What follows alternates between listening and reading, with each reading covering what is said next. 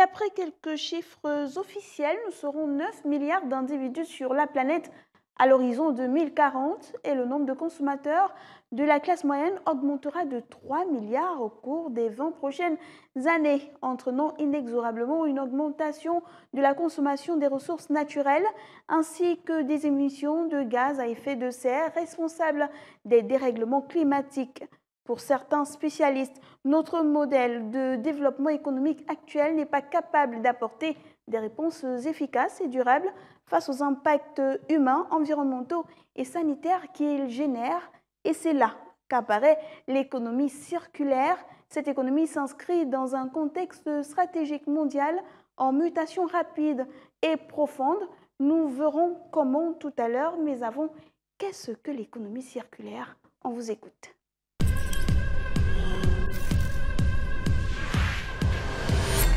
L'économie circulaire. L'économie circulaire, c'est l'échange entre les différentes branches, sinon les différentes phases de l'économie. La macro, la micro et la mésoéconomie. L'économie, c'est... L'économie circulaire. Circulaire, non. Ah, là, je ne connais pas. Hein. L'économie circulaire, c'est lorsqu'il y a une entente. C'est-à-dire que, je prends l'exemple, il y a des opérateurs économiques, il y a d'autres... donc, qu'il y ait une entente entre... je prends l'exemple des opérateurs économiques, je prends l'exemple encore des sociétés commerciales. Je prends encore l'exemple de ceux qui font l'artisanat, hein, parce que tout ça, normalement, l'économie. Et c'est-à-dire que s'il n'y a pas de l'entente, on ne pourrait même pas parler de l'économie circulaire. Bon, écoutez, l'économie ici devient circulaire lorsqu'elle peut permettre de travailler davantage, n'est-ce pas, sur toutes les options visées. L'économie circulaire. Là encore, c'est un nouveau mot que je découvre parce que moi, habituellement, l'économie sociale, c'est un peu ce qu'on a appris en classe de seconde. Hein, parce que là, on découvre l'économie avec tous les paramètres économiques, le ménage, l'activité économique et tout ce qui va avec. Bon, l'économie maintenant... L'économie quoi encore? Circulaire. Je ne maîtrise pas. Lorsque l'on parle d'économie circulaire, de quoi parle-t-on exactement? C'est le mot qui fait l'écho. L'économie circulaire est un nouveau modèle économique à vision systémique. Son objectif ultime est de parvenir à découpler la croissance économique et l'épuisement des ressources naturelles par la création de produits, services, modèles d'affaires et politiques publiques innovants. Les notions d'économie verte, d'économie de l'usage ou de l'économie de la fonctionnalité, de l'économie de la performance et de l'écologie industrielle font partie de l'économie circulaire. Il s'agit par exemple de rallonger le flux de matières et de produits tout au long de la vie de ce produit ou service. Ce modèle repose sur la création de boucles de valeur positives à chaque utilisation ou réutilisation de la matière ou du produit avant destruction finale. Il met notamment l'accent sur le nouveau mode de conception, production et de consommation, le prolongement de la durée de l'usage du produit, l'usage plutôt que la possession de biens, la réutilisation et le recyclage des composants. La gestion des déchets ne peut plus se réduire à une conséquence du modèle de la production actuelle. L'optimisation de l'utilisation des ressources par une conception pensée en amont transforme la gestion des déchets en une simple étape de la boucle matière.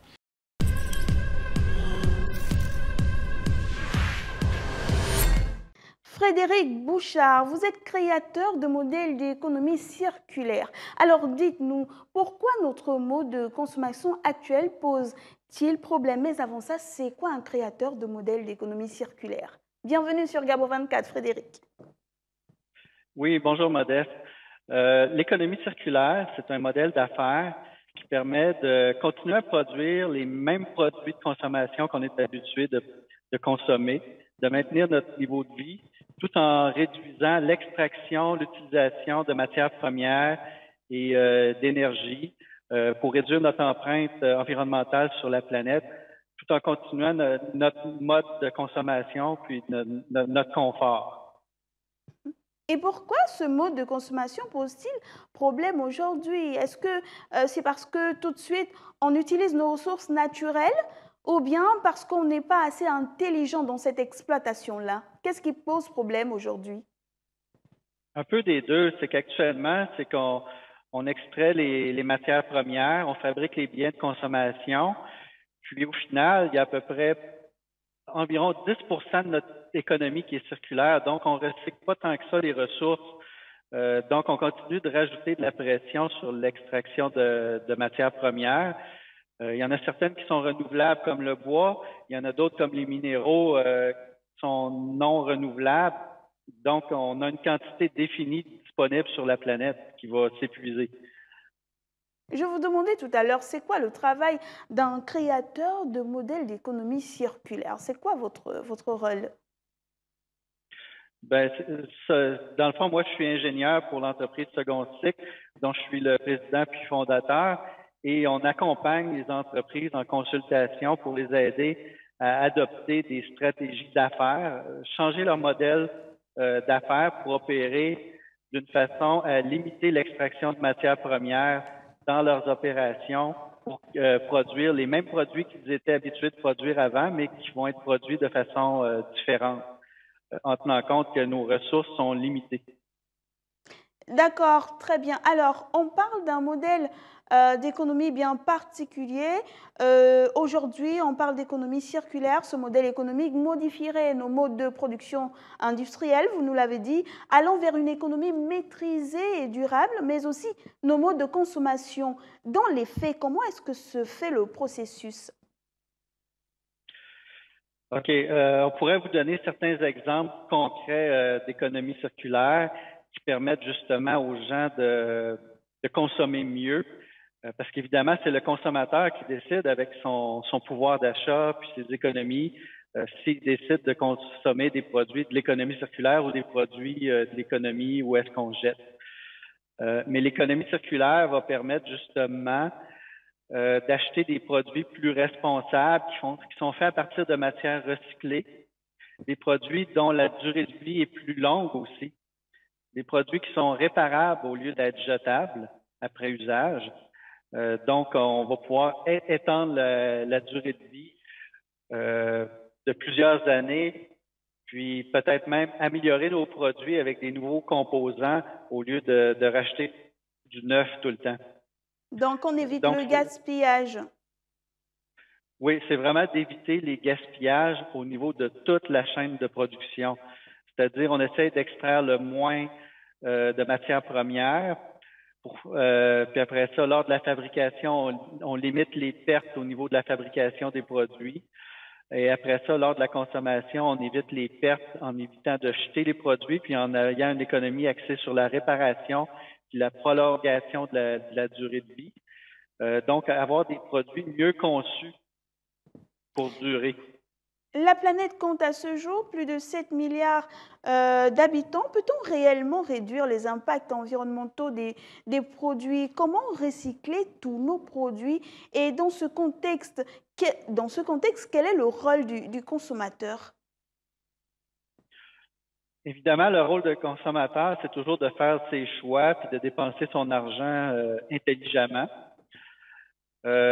Donc, en ayant des options, il va pouvoir, au fur et à mesure que les options d'économie circulaire vont s'implanter, il va pouvoir prendre la décision d'acheter des produits qui se recyclent et qui se réparent, qui sont mieux conçus puis adaptés qui vont remplir la même fonction que les anciens produits qu'ils consommaient.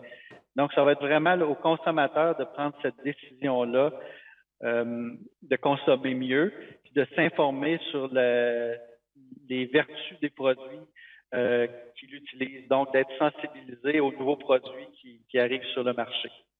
Donc, on comprend évidemment, l'économie circulaire, Frédéric, est réellement différente de celle que nous pratiquons en ce moment, qui est l'économie linéaire, une consommation assez linéaire. Mais quand même, le but de l'économie, c'est également de créer des emplois. Comment est-ce qu'on fait pour créer des emplois quand on ne pense qu'à consommer raisonnablement? C'est quel type d'emploi qu'on crée demain? OK. Évidemment, il va y avoir une transition sur le marché de l'emploi parce qu'évidemment, on va produire moins de biens de consommation. Par contre, il va y avoir des nouveaux emplois qui vont être créés, qui vont compenser les emplois perdus. En fait, on ne peut pas dire qu'ils vont être perdus, ils vont juste être transformés. Plutôt que d'avoir des emplois liés à l'extraction de ressources, on va avoir des emplois reliés au démantèlement des biens en fin de vie et à leur recyclage. Et on va aussi avoir beaucoup d'emplois créés au niveau de la réparation des produits, parce qu'évidemment, si on veut prolonger leur durée de vie, on va les réparer plus souvent, plus longtemps. Donc, on va avoir des emplois de recyclage et de réparation qui vont, au fur et à mesure, prendre la relève des emplois d'extraction. Les entreprises doivent être convaincues que l'économie circulaire est une opportunité, voilà, et qu'elle va offrir plusieurs chances de changer le modèle de consommation. Alors, quel est l'intérêt pour les commerçants d'encourager la réparation de leurs produits alors que leur objectif est d'en vendre le plus? Est-ce que ce n'est pas paradoxal? Comment on fait pour les convaincre?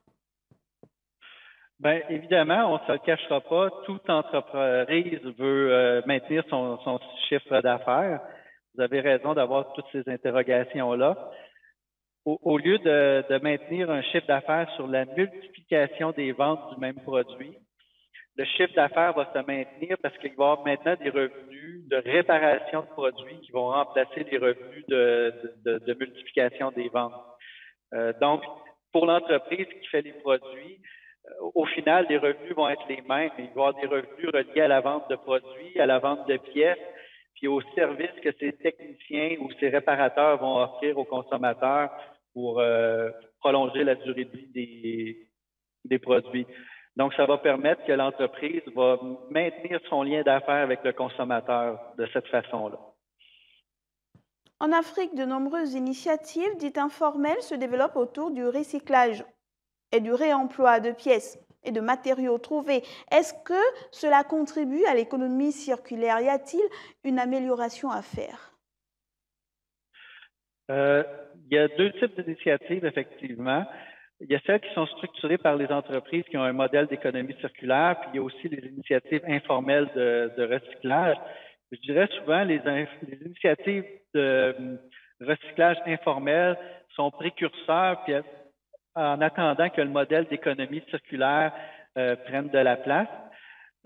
Puis ces gens-là qui commencent comme précurseurs avec des initiatives personnelles vont probablement être les futurs entrepreneurs qui vont avoir la capacité de recycler les matières premières, puis après ça, les revendre aux industriels qui vont faire les produits à partir de matériaux recyclés. Quels sont les principaux obstacles qui freinent le développement de l'économie dite circulaire en Afrique? Vous avez certainement observé la situation. Et est-ce que cette économie circulaire qu'on essaie de mettre en place, disons, même sans le savoir, ici sur le continent africain, a des réalités différentes que, par exemple, au Québec où vous êtes en ce moment? Effectivement, il y a des défis que l'Afrique va devoir résoudre un à un pour s'en aller vers une économie circulaire. Tout d'abord, l'économie de l'Afrique est souvent reliée à l'extraction de matières premières.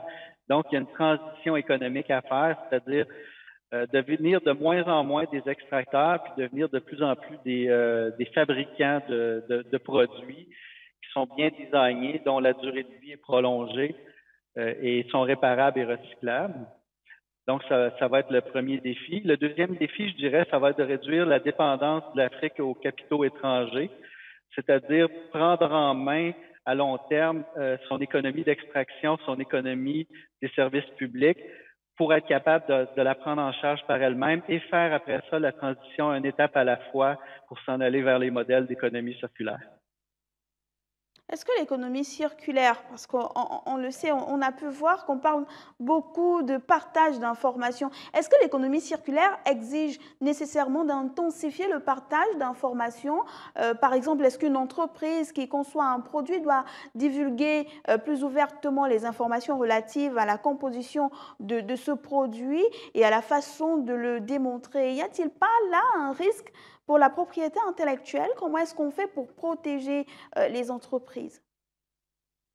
OK. C'est sûr que toutes les entreprises qui innovent, modestes, vont vouloir protéger leur propriété intellectuelle. Puis Ça, généralement, ce qu'on assiste dans l'économie circulaire en Amérique du Nord, c'est que ça se fait avec des partenariats.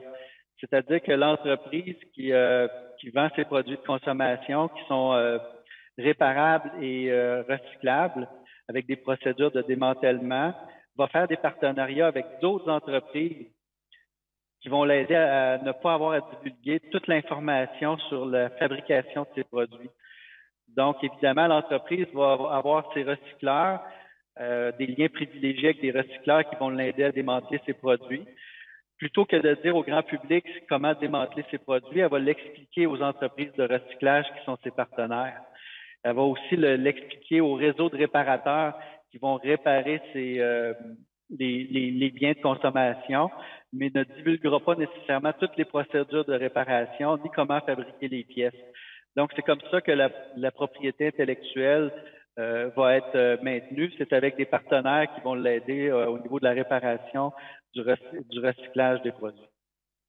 Vous l'avez certainement remarqué, vous aussi, Frédéric Bouchard, la crise liée à la COVID-19 a révélé les problèmes d'approvisionnement rencontrés par de nombreuses entreprises. Or, l'une des forces de l'économie circulaire est de permettre de sécuriser ces approvisionnements en ressources et de réaliser des gains économiques. Comment vous en êtes convaincu ? Tout l'approvisionnement, la chaîne d'approvisionnement est extrêmement importante à mettre en place pour réaliser l'économie circulaire. Je suis convaincu que l'Afrique va y parvenir. Actuellement, c'est sûr que toute la chaîne d'approvisionnement en Afrique est basée sur l'extraction puis l'exportation de ressources. Donc, ça va être important de mettre des stratégies d'approvisionnement qui vont être basées sur des échanges industriels au niveau local sur le continent. Avec toute l'infrastructure qui vient avec au niveau routier, transport ferroviaire, pour permettre les échanges à l'interne, les approvisionnements à l'interne, plutôt que de toujours d'être dans une logique d'approvisionner les autres à l'extérieur. Donc, ça va être vraiment le gros défi à résoudre chez vous. Quelles sont les autres avenues que la production industrielle pourrait réellement utiliser pour dynamiser l'économie circulaire, à votre avis ? Il y a plusieurs autres avenues que l'économie circulaire, que la production industrielle, effectivement, parce que la production industrielle est beaucoup axée sur la réparation, le réemploi et le recyclage. Il y a aussi la consommation d'énergie. Donc, plutôt que d'extraire le pétrole, l'Afrique aurait avantage à extraire l'énergie solaire, par exemple, qui est renouvelable et inépuisable à l'échelle humaine. Donc, on parle ici d'efficacité énergétique, d'énergie propre, d'énergie verte pour remplacer les combustibles fossiles. Et de façon plus approfondie, qu'est-ce qu'on pourrait dire sur les énergies propres et renouvelables aujourd'hui? Quel bilan faire de tout ça? Ben, aujourd'hui, ce qu'on voit, c'est qu'on a beaucoup de dépendance envers l'énergie fossile. Le bilan, c'est de regarder comment on peut remplacer ces énergies-là par le vent, par l'eau, par le soleil, toutes les énergies qui sont disponibles en quantité inépuisable pour remplacer les énergies fossiles, c'est-à-dire jusqu'à aller qu'à remplacer le type de véhicule qu'on utilise actuellement. Aujourd'hui, les grandes puissances mondiales sont quand même en pleine course pour la première place. Qui va gérer mieux que l'autre? Qui va avoir la première place de l'économie mondiale? Est-ce que vous ne trouvez pas un peu illusoire de tout miser sur l'économie circulaire? Vous pensez réellement que ce modèle économique pourra réellement activer ou maintenir la compétitivité des puissances? Oui, absolument, parce que les puissances ont toujours historiquement dépendent des matières premières et des ressources disponibles sur leur territoire. Généralement, lorsqu'une puissance n'est pas capable de la trouver sur son territoire, va essayer d'une certaine façon d'aller la chercher sur le territoire d'un autre pays ailleurs. En devenant plus autonome, en faisant l'économie circulaire, les puissants les gouvernements et les pays vont devenir plus indépendants les uns des autres, puis vont maintenir leur force sans avoir à obtenir les ressources de leurs voisins. Avant de nous quitter, Frédéric Bouchard, cette question de l'internaute, il s'agit d'Ismaël qui nous écrit depuis le Tchad. Il dit: l'Afrique est la victime des déchets électroniques de nombreux pays. Êtes-vous en train de dire que cela peut être un atout pour le continent africain? Effectivement, si les pays vous envoient leurs déchets, avec un circuit de production industrielle, vous pouvez commencer à produire des biens à partir des déchets des autres. Mais évidemment, l'objectif ultime, c'est de ne pas devenir celui qui va enfouir ou faire contaminer son sol, son eau puis son air par les déchets des autres. Si vous produisez à partir des déchets des autres, vous êtes gagnant. Si vous ne faites qu'enfouir à la place des autres leurs déchets, vous allez être perdant en Afrique. Merci Donc, beaucoup. c'est vraiment dans quel angle vous allez l'implanter. Merci beaucoup Frédéric Bouchard. Faire changer les habitudes des consommateurs et des industries ne suffira pas. Les gouvernements, organisations internationales et la loi doivent agir de manière forte pour faire interdire les pratiques les plus dommageables et favoriser les innovations et les initiatives qui permettent de réduire la production de déchets. Mais si révolution il doit y avoir, elle devra prendre ses racines dans les comportements individuels. Avant chaque achat, devrait se poser cette question fondamentale: ai-je vraiment besoin de cet article? Car la réalité est là, ce n'est pas l'État qui viendra réguler nos décisions de la sorte. Il nous reviendra donc à tous de faire notre mue intérieure. Merci beaucoup Frédéric Bouchard, vous avez répondu à nos questions depuis le Québec, c'est au Canada. Écho de l'écho, c'est tout pour aujourd'hui. Restez sur Gabon 24 et surtout, n'oubliez pas que le temps de la réflexion est une économie de temps. Au revoir.